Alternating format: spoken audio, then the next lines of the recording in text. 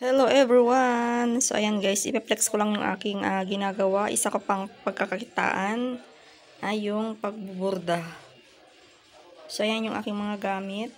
Ayan yung ribbon, yung aking pambulaklak dyan. At habang nagbuburda, so ayan naman, ito yung aking tindahan. So habang walang customer, yung pagbuburda yung aking ginagawa. So malaki sana yung space ng aking tindahan, kaso nga, ito nga.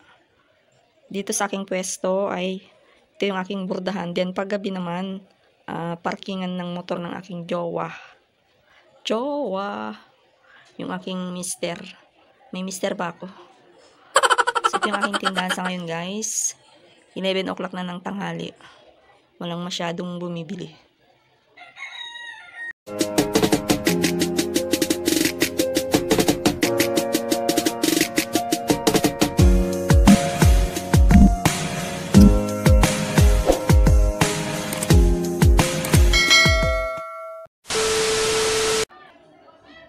Hello everyone, it's me Rubia31 Vlogs and welcome to my YouTube channel. So ayan guys, kumusta yung ating mga friends dyan abroad and mga sari-sari store owners. So ano ba yung mga mabibentang mga produkto ngayon, panahon ng tag-ulan.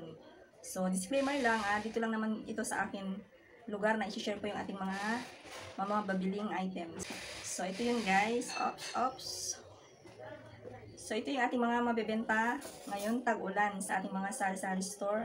Alam nila yan, pero magkaiba lang tayo ng mga place, kaya iba-iba rin yung ating mga mabebentang mga items, pero halos magkaparehas lang. So ito yung ating mga mabebenta pag tuwing umaga ay yung ating mga kape. So ang pinakamabentang item sa akin ay yung Coffee Co Blanca, then yung Great Taste Choco, and Great Taste White. So, ayan yung naglaban-laban tuwing umaga, may bumibili ganito. So, ang presyo ko naman ito ay 12 pesos. Then, sumunod naman yung ating homie. Ayan yung noodles. Ang pinakamabenta sa akin ay yung homie lang. Sumunod na yung Lucky Me. Tapos, itong ating mga ayan, Milo, Energen. Tapos itong Energen na isa rin, Champion Energen. So pare-parehas lang sila ng presyo.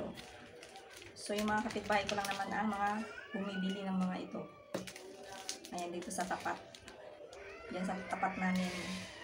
Sila yung madalas bumili ng ganito.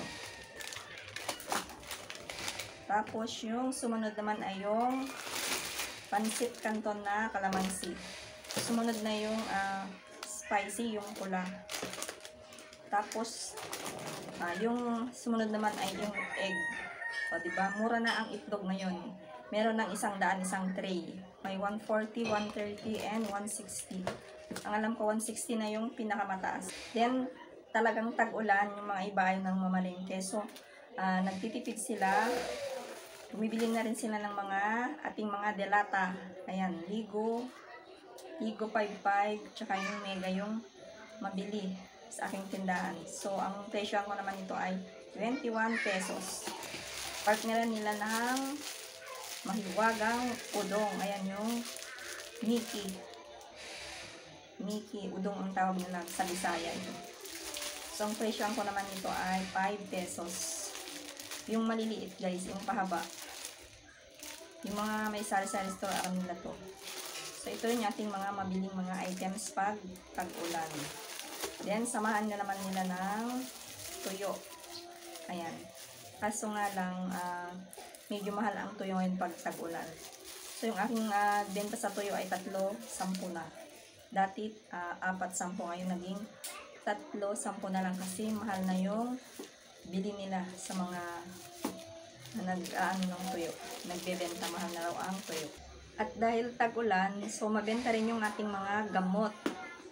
So, ayan yung aking lagayan ng mga gamot. So, yung madalas nilang binibili ay yung Newsep.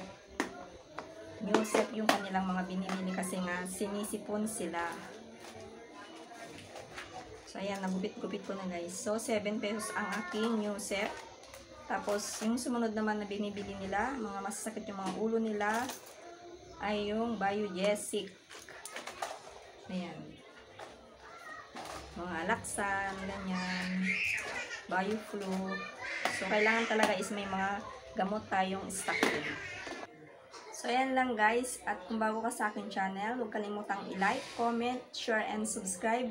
And click mo na rin yung notification bell para ma-update ka sa mga susunod ko pang mga videos. See you in my next video. Bye-bye!